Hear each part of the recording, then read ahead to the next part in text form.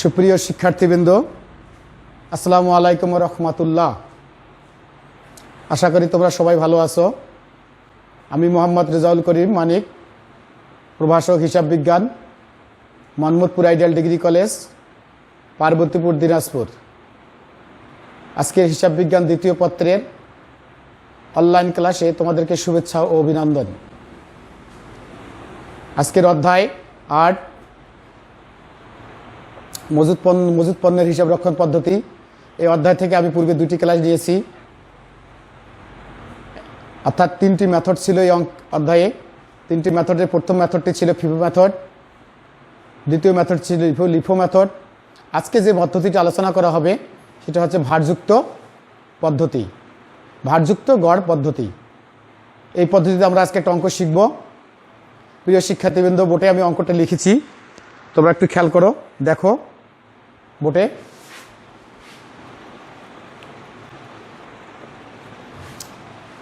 Pushpa limited এর কারখানায় একটি গুদামে 2020 সালে জুন মাসে কাঁচামালের আগমন ও নির্গমন নিম্নরূপ।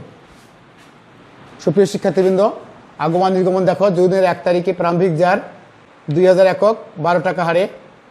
জুন 2 ক্রয় করছি 1250 একক 10 টাকা হারে। জুন 10 ইস্যু করছি 1550 একক। জুন 15-তে ক্রয় করছি আবার 950 একক 9 টাকা হারে। জুন 20-এ ইস্যু করছি 1700 একক। জুন 30-এ ইস্যু করছি 950 একক, অর্থাৎ পরপর ইস্যু করেছি আমরা। সুপ্রিয় শিক্ষার্থীবৃন্দ, আমাদের আজকে করণীয় হচ্ছে ভারযুক্ত গড় পদ্ধতিতে মাল খতিয়ান নির্ণয় করো। ভারযুক্ত গড় পদ্ধতিতে মাল খতিয়ান নির্ণয় করো। তাহলে ফিফো মেথড আমরা শিখলাম, লিফো শিখলাম। আজকে আমরা ভারযুক্ত পদ্ধতিতে কিভাবে মাল খতিয়ান করা হয় সেই পদ্ধতিটা সম্পর্কে আমরা শিখব। সেই অঙ্কটি এই পদ্ধতিতে আমি একটা অঙ্ক বোর্ডে লিখেছি এবং তার সমাধানও করে রেখেছি। এই সমাধানটা আমরা একটু দেখব কীভাবে ভারযুক্ত গড় পদ্ধতিতে আমরা মাল খতিয়ান করতে পারি। সুপ্রিয় শিক্ষার্থীবৃন্দ, তাহলে আমরা সমাধানের দিকে আগাই। ভারযুক্ত গড় পদ্ধতি: তারিখ, বিবরণ, গ্রহণ, ইস্যু, উদ্বৃত্ত। অর্থাৎ ঘরের ছক, আমাদের যে ছকটা আছে, ঘরটা আছে, সেটা পূর্বের মতোই, এখানে কোনো পরিবর্তন হয়নি। জুনের 1 তারিখে দেখো প্রারম্ভিক উদ্বৃত্ত, এটা আমাদের দেওয়া আছে এবং বরাবরই দেওয়া থাকে। সুপ্রিয় শিক্ষার্থীদের, জুনের 1 তারিখে দেখো 2000 একক দেওয়া আছে 12 টাকা দরে, তাহলে তার মূল্য দাঁড়াচ্ছে 24,000 টাকা। অর্থাৎ উদ্বৃত্ত, অর্থাৎ গোডানে আমার মালের পরিমাণ এখন হচ্ছে 24,000 টাকার মাল, এককের পরিমাণ হচ্ছে কত? 2000 একক। ঠিক আছে, 2000 একক। কত হার? কত? 12 টাকা দরে। এখন সুপ্রিয় শিক্ষার্থীবৃন্দ, খেয়াল করি, আমরা জুনের 2 তারিখে দেখো আমরা ক্রয় করেছি। ক্রয় করা মানে আমাদের গোডানে নতুন মাল ঢুকে যাবে। তাহলে ক্রয় করলাম কতগুলা? 1250 একক। কতগুলো ক্রয় করেছি আমরা? 1250 একক। কত টাকা দরে ক্রয় করেছি? 10 টাকা দরে। তাহলে 10 টাকা দরে গুণ করলে আমরা পাচ্ছি 12,500 টাকা। প্রিয় শিক্ষার্থীবৃন্দ, খেয়াল করো, তাহলে কত হলো? 12,500 টাকা। যেহেতু আমরা আগে আমার গোডানের মালের পরিমাণ ছিল 2000 টাকা, এই মেথডে একটি আছে, মানে পরিবর্তন আছে। সেটা হচ্ছে পূর্বের মেথডে আমরা সরাসরি ক্রয়টা আগে আমরা নামিয়েছিলাম, যে পূর্বের মালটা আমরা নিচে নামাইছি, তারপরে ক্রয়টা নতুন করে গোডানে আমরা ঢুকাইছি। কিন্তু এখানে দেখো, এখন প্রিয় শিক্ষার্থীদের খেয়াল করো, যে ক্রয় করছি 12,250 একক, আগে ছিল আমার গোডানে ছিল 2000 একক। আমরা সরাসরি যোগ করে দিতে পারবো। এই মেথডের সুবিধা এটাই, আমরা সরাসরি কি করতে পারবো? যোগ করতে পারবো। তাহলে এককের সঙ্গে এককটা আমরা যোগ দেব, টাকার সঙ্গে টাকাটা যোগ দেব। সুপ্রিয় শিক্ষার্থীবৃন্দ, খেয়াল করে, এখানে এককের সঙ্গে আমরা একক যোগ দিলাম, অর্থাৎ 2000 একক আর 1250 একক, দাঁড়াইল আবার 3250 একক। টাকা আছে আমার এখানে দেখো 24,000, আর নতুন 1 টাকা ঢুকলো আমার 12,500 টাকা। তাহলে আমার টাকা দাঁড়াইল 36,500 টাকা। অর্থাৎ টাকার সঙ্গে টাকার যোগ, এককের সঙ্গে একক যোগ, কারণ এটা ভারযুক্ত গড় পদ্ধতি। এই পদ্ধতিতে করার সময় একটা সুবিধা হচ্ছে আমাদের, যে আমাদের যত টাকা আছে তত টাকাকে আমরা একক দিয়ে কি করব? ভাগ করব। ভাগ করলে আমরা যে হারটা পাবো সেই হার দিয়ে আমরা আর পরবর্তীতে মালটা ইস্যু করব। এই পদ্ধতিটার কাজ হচ্ছে এটুকু। আবারও বলতেছি, যে টাকাকে আমরা একক দিয়ে ভাগ করব। ভাগ করার পরে যে হারটা বের হবে সেই হারটা দিয়ে আমরা পরবর্তী যে মাল ইস্যু করব সেটা আমরা ছাড়ব। ইস্যু অর্থাৎ ছাড়বো। তাহলে এখানে দেখো ভাগ করে আমরা পেয়েছি 11 টাকা 11.2307, এটা আমরা ভাগ করি 36,500 টাকা যে আমরা 3250 টাকা দিয়ে ভাগ করি, তারপরে এটা পেয়ে যাবো। এটা যদি আমরা পাই তাহলে আমরা এখন ইস্যু করব।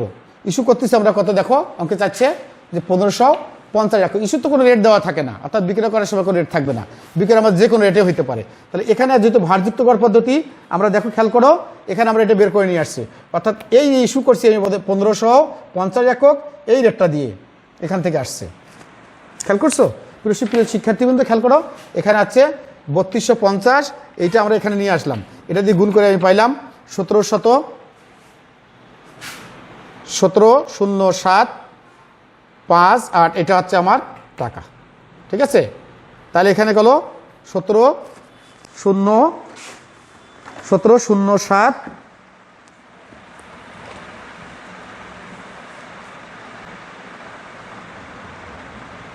407 হবে 407, তাহলে 17,000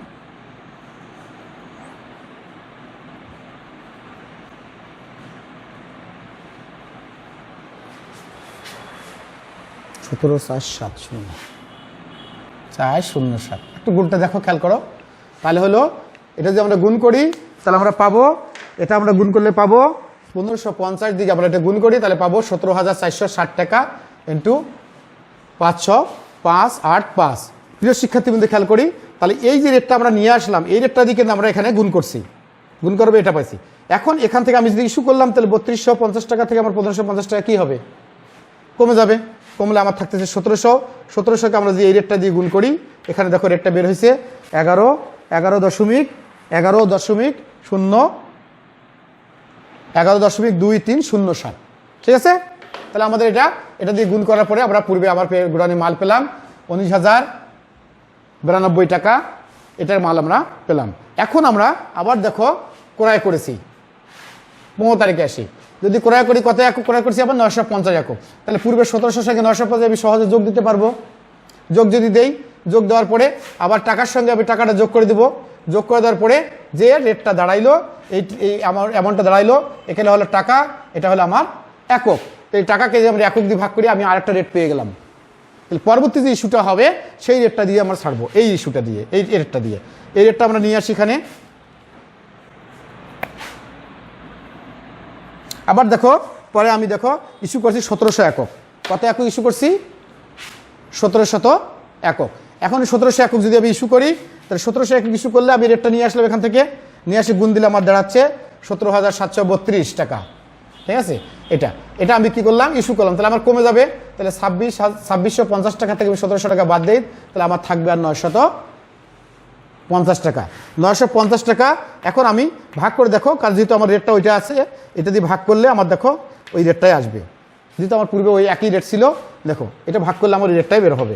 আবার আমি দেখো জুন 30 তারিখে আবার আমি ইস্যু করছি 950 একক, 950 একক ইস্যু করছি, আবার আমার মাল কমে যাবে, 1700 থেকে আমার যে 950 একক, 1700 থেকে আমার ছিল 2650 থেকে আমার 1700 ছিল, এখন 1750 থেকে আমার রেট দিয়ে বেরোলে এটা 950 একক থাকলো ছাড়ার পরে। এখন এই 950 একক যদি আমি ছাড়ি তাহলে 950 এককে আমার বিক্রি করতে দেখো গ্রাহক আসছে 950 একক মালেই আমাকে ইস্যু করতে হবে, অর্থাৎ যতটুকু মাল গোডাউনে আছে সবটুকু মালে আমাকে ইস্যু করতে হবে, তাহলে আমার রেটটা ঘুরে ফিরে ওটাই আসবে, আর একই রেট এই মালটা নিয়ে আসলাম। তাহলে আমার এখন দেখো তো গোডাউনে মালের পরিমাণ কি হয়ে গেল, কি হয়ে গেছে, শূন্য হয়ে গেছে, অর্থাৎ গোডাউনে আমার কোনো মালেই থাকলো না। এটাকে বলা হচ্ছে ভারযুক্ত গড় পদ্ধতি, অর্থাৎ পূর্বের লিপু মেথড ফিউ মেথড হচ্ছে একটু ভিন্ন। সেটা হচ্ছে ফিউ মেথডে আমরা কি করছিলাম, যেগুলো ক্রয় করছিলাম গোডাউনে ঢুকাইছিলাম আলাদা আলাদা হবে, আর এই মেথডে হচ্ছে সরাসরি আমরা যোগ করব, এককের সঙ্গে একক যোগ, টাকার সঙ্গে টাকা যোগ, একক যে যোগ দেওয়ার পরে যে রেটটা হবে টাকাকে আমরা একক দিয়ে ভাগ করব, ভাগ করার পরে যে রেটটা হবে সেই রেটটা দিয়ে আমরা ইস্যু করব। আজকের অঙ্কটার সারমর্ম এটুকুই। সুপ্রিয় শিক্ষার্থীবৃন্দ, তাহলে এই অধ্যায় থেকে আমরা ভারযুক্ত গড় পদ্ধতি, লিপু পদ্ধতি এবং ফিও পদ্ধতি, তিনটা পদ্ধতি আলোচনা করলাম। আমাদের পরীক্ষা সাধারণত এই তিনটা পদ্ধতি থাকে। আমাদের এই অধ্যায়ের আলোচনা এখান থেকে শেষ করতেছি। পরবর্তী ভিডিও ক্লাস দেখার অপেক্ষায় তোমরা থাকো এবং পরবর্তী ক্লাস দেখার জন্য তোমাদেরকে আমন্ত্রণ জানিয়ে আজকের ভিডিও ক্লাস এখানে শেষ করলাম। আল্লাহ হাফেজ।